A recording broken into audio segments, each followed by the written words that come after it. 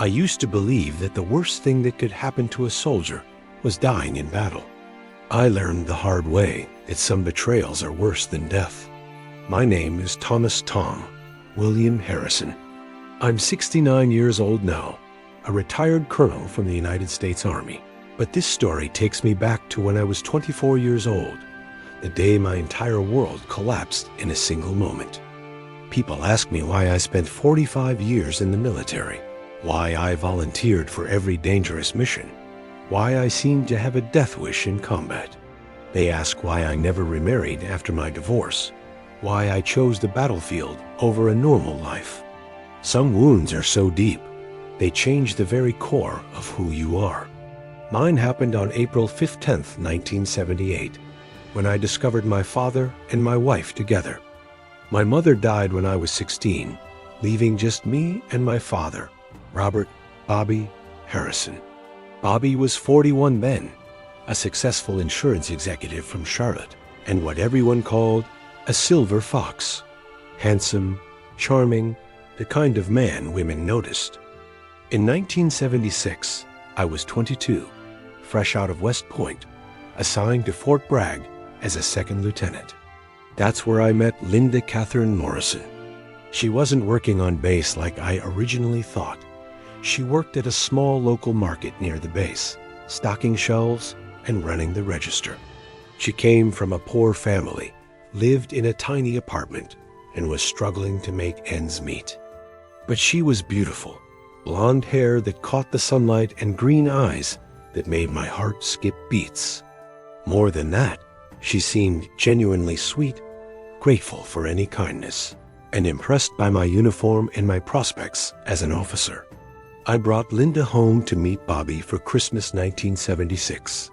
I was so proud, my beautiful girlfriend meeting my distinguished father. I wanted his approval, his blessing. Bobby was charming, as always. He complimented Linda, made her laugh, treated her like a lady, probably better than she'd ever been treated. But I caught him looking at her when he thought no one was watching. Long looks, appreciative looks. I told myself I was imagining it. Fathers don't look at their sons' girlfriends that way. We married in December 1977. I was 23, she was 21, and we thought we had forever ahead of us.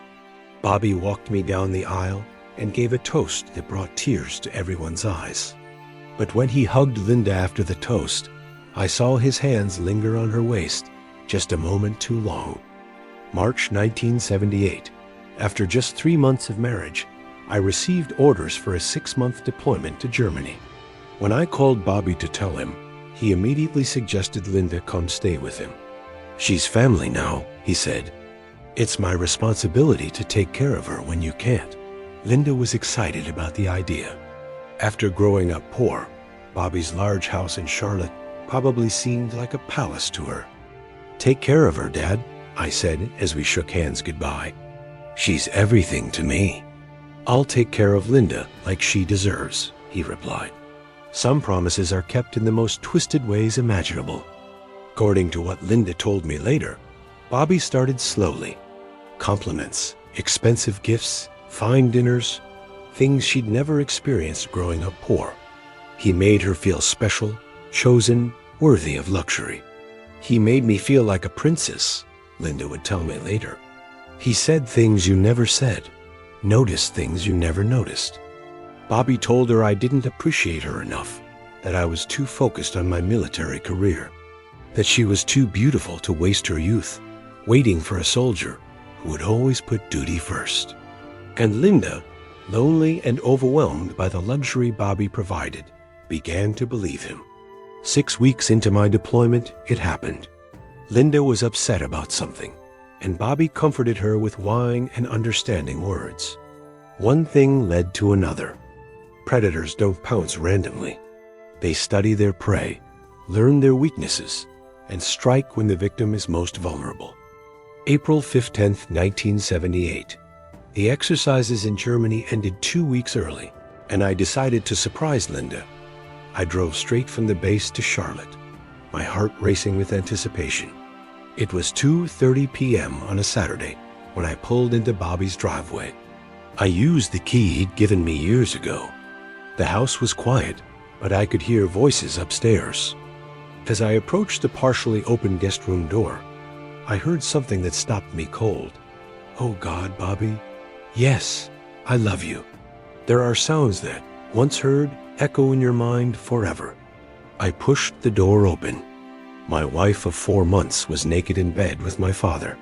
Bobby saw me first, his face going white with terror. Linda's eyes met mine across the room. The look wasn't just guilt or shock, it was defiance. In that moment, I died. Not physically, but everything I was, everything I believed in. It all died in that bedroom. "How long?" I asked, my voice barely a whisper. "3 months," Linda whispered. "Since about 6 weeks after you left." "Get away from her," I said, my voice deadly calm. But instead of looking ashamed, Bobby looked at me with something that resembled pity. "Tom, you need to understand," Bobby said. "Linda was lonely. She needed someone who could appreciate her." "She's not my daughter," Bobby said when I called her his daughter-in-law. "She's a beautiful woman who is being neglected by a boy playing soldier." In that moment, I saw my father clearly for the first time. Not the man who'd raised me, but a predator who had been waiting for his chance. "Linda," I said, turning to my wife, "tell me this was his idea." But the look on her face told me everything I needed to know. "Tom, I'm sorry you found out this way," she said. "But what Bobby and I have, it's real.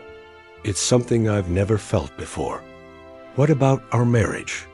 "I thought I loved you," she said. "But what I feel for Bobby, it's different, more mature. He gives me things you never could." They had rewritten history, making me the villain in a story where my father seducing my wife was somehow justified. "I want a divorce, Tom," Linda said quietly. "I want to be with Bobby." I left that house and drove back to Fort Bragg in a daze. The divorce papers came 2 weeks later. Bobby moved Linda into his house, the house where I'd grown up, where my mother had lived and died. The scandal rocked our small social circle, but Bobby didn't seem to care. If anything, he seemed to enjoy showing off his young wife. Everything I believed about love, loyalty, family, and trust had been obliterated in a single afternoon. I threw myself into my military career with a vengeance. I volunteered for every dangerous assignment, every combat deployment, every mission that others avoided. From 1978 to 1985, I was a man with nothing to lose. Lebanon in 1982, during the peacekeeping mission, where I was a lieutenant, not colonel. Grenada in 1983, every special operations assignment, every high-risk reconnaissance mission. My fellow officers started calling me Death Wish Harrison.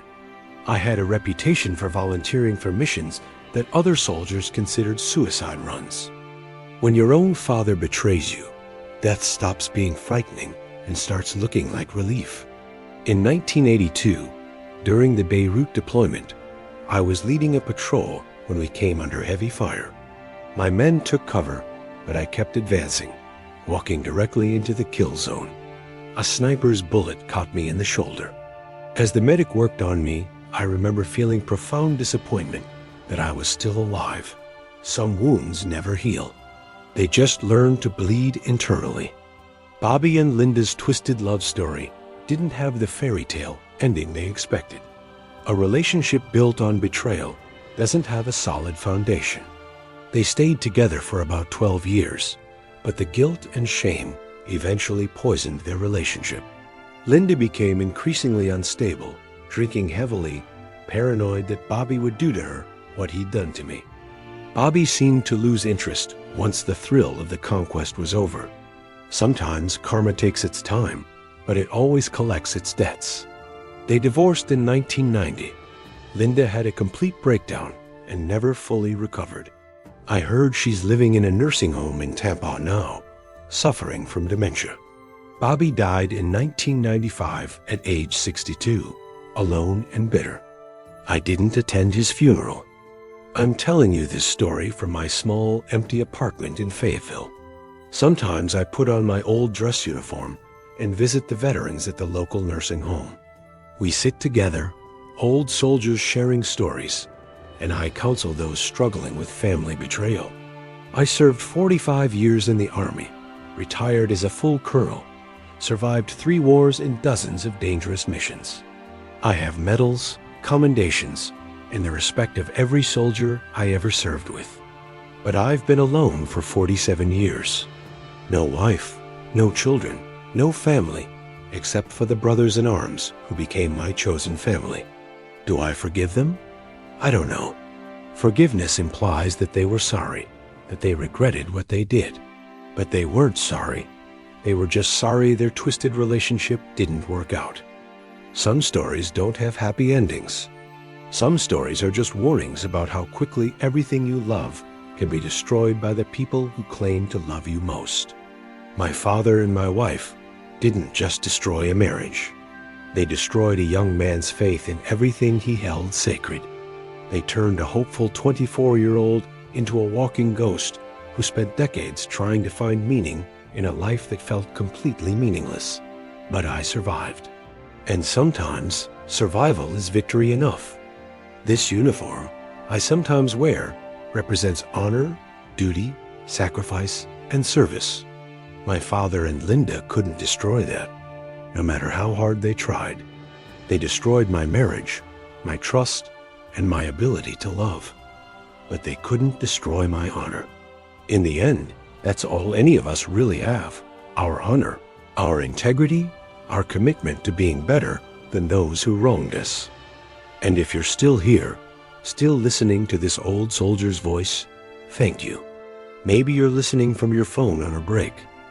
Maybe you've got earbuds in on a quiet night. Maybe you're just trying to fall asleep while your heart aches for someone who let you down. Whatever brought you here, just know this: you're not alone. Not really, not ever. I've worn this uniform for 45 years, but pain doesn't care about medals or ranks. It finds its way into the strongest of hearts. And betrayal? That, it leaves a silence inside you that no battle ever could. Sometimes I wonder what my life would have been like if I had come home to a wife who waited, a father who was proud, not predatory. Would I have had kids? A backyard? Laughter echoing through my house? I'll never know. That timeline died on April 15th, 1978. But I did come home to something else: a mission, a purpose. I became the man I needed when I was 24. And if you've ever had your world ripped out from under you, maybe now it's your turn to rise. I visit the VA hospital every week. I sit with soldiers whose battles didn't end overseas. Most of them don't talk much. But when they do, they talk about family. Not medals, not missions. They talk about their sons, their daughters. They talk about missed birthdays and broken promises they never meant to break. Because in the end, even the toughest men want to be remembered with love, not just respect. And so, if you have someone waiting for you, go home. Call them. Forgive if you can. Love harder than you hurt. Because if my story means anything at all, it's this: don't be the wound in someone else's soul. And if you've been wounded yourself, you don't owe anyone silence. You have every right to tell your story, just like I did. Because when we speak, we reclaim the pieces they tried to take from us. If this story moved something inside you, don't let it fade. Leave a comment below. Tell me where you're listening from. Tell me what you've survived. Subscribe if you want more real stories like this, because I'm not the only one with ghosts to share. And share this with someone who needs to hear that honor still exists in a world full of broken trust. And if you believe in God, like I do, say a small prayer tonight. Lord, may no son ever return home to find what I found. May no soldier's loyalty be met with betrayal. And may the ones we love truly love us back. You don't have to be a soldier to be brave. Sometimes just waking up, breathing through the pain, choosing not to give up, that's heroism too. Thanks for listening. Thanks for seeing me. And wherever you are, don't lose your honor. Don't lose your voice. And never, never lose your will to survive.